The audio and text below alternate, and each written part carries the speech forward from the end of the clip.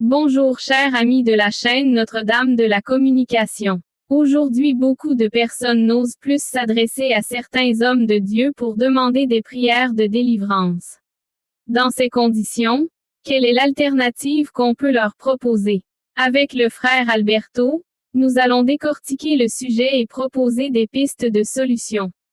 Frère Alberto, bonsoir. Qui sont ceux qui ont besoin de l'autodélivrance? Pourquoi l'autodélivrance? Pour le bien de ceux qui ne savent pas à quel ministère s'adresser à cause des horribles expériences passées. 2. Dans l'intérêt de nombreux croyants qui trouvent difficile ou impossible de partager leurs problèmes personnels avec les autres. 3. Pour le bien de ceux qui ont souffert des déceptions des conseillers qui ont révélé leurs secrets. 4. Dans l'intérêt de ceux qui sont gênés de partager leur vie personnelle avec ceux qui les connaissent et les respectent. 5. Dans l'intérêt de ceux dont les parents ou les conjoints ne donneraient pas la liberté de culte. 6. Pour le bien de ceux qui n'ont obtenu qu'une délivrance partielle. 7. Rareté des ministres qui sont loin et qui connaissent la délivrance. La délivrance est plus une tâche que le ministère du salut ou du baptême dans le Saint-Esprit. 8. Le calendrier serré de ces ministres une fois trouvé. 9. Ignorance sincère ou non de beaucoup de pasteurs sur la question de la délivrance. 10. Les agents de délivrance qui sont sujets aux attaques peuvent pratiquer une automédication spirituelle. 11. L'autodélivrance peut parfois être le moyen de liberté le plus efficace, car c'est la personne affectée qui ressent le fardeau démoniaque et peut donc offrir une réponse agressive ou une contre-attaque adéquate. 12. Les attaques démoniaques peuvent frapper de façon inattendue et il n'y a peut-être pas de ministre pour aider. 13. Visitation maléfique. Parfois, quand de gens sont couchés, cette lourdeur oppressante vient sur leur personnalité totale, d'autres fois une faiblesse débilitante traverse le corps, c'est ce qu'on appelle la mauvaise visite.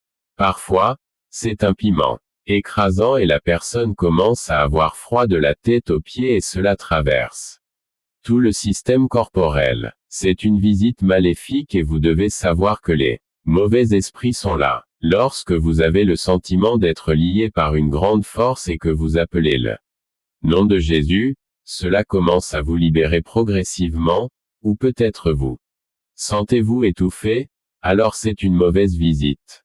Peut-être que vous ressentez soudainement des sentiments de peur comme si des matières gazeuses étaient libérées à l'intérieur de votre cœur et à mesure que la chose se rapproche, la peur s'aggrave, alors c'est une visite diabolique. Si l'un de ces événements vous est déjà arrivé, vous devez être en mesure d'effectuer une délivrance personnelle pour vous délivrer immédiatement.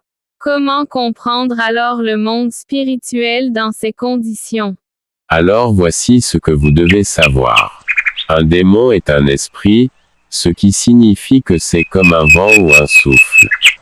La plupart des mauvais esprits partent par le passage de la respiration ou par n'importe quelle ouverture dans le corps. C'est pourquoi parfois, lorsque les prières sont chaudes, certaines personnes commencent à évacuer du gaz ou à émettre une mauvaise odeur. Désormais, lorsqu'une ambulance veut traverser une zone achalandée et déclenche sa sirène, le but est de dégager le trafic afin d'accélérer le passage de l'ambulance. Par conséquent, lorsque vous priez pour la délivrance de vous-même, vous devriez vous taire après la prière avant d'expulser ces mauvais esprits. C'est pourquoi nous demandons parfois aux gens d'inspirer et d'expirer. Si vous priez ou parlez en ce moment, l'esprit ne sortira pas parce que vous ne lui avez pas ouvert la voie. La prochaine leçon que vous devez apprendre est la suivante, les démons peuvent sortir par simple respiration, toux, suffocation, bâillement, vomissement, etc. Les manifestations varient selon la personne et l'esprit impliqué. Tous les esprits qui ne sont pas profondément enracinés partent facilement, mais ceux qui sont profondément enracinés nécessiteront plus de temps et d'efforts pour y aller. Les plus têtus auront besoin de l'aide d'autres croyants. Même quand ils sont aussi forts et que vous continuez à les blesser quotidiennement, ils finiront par être mortellement blessés.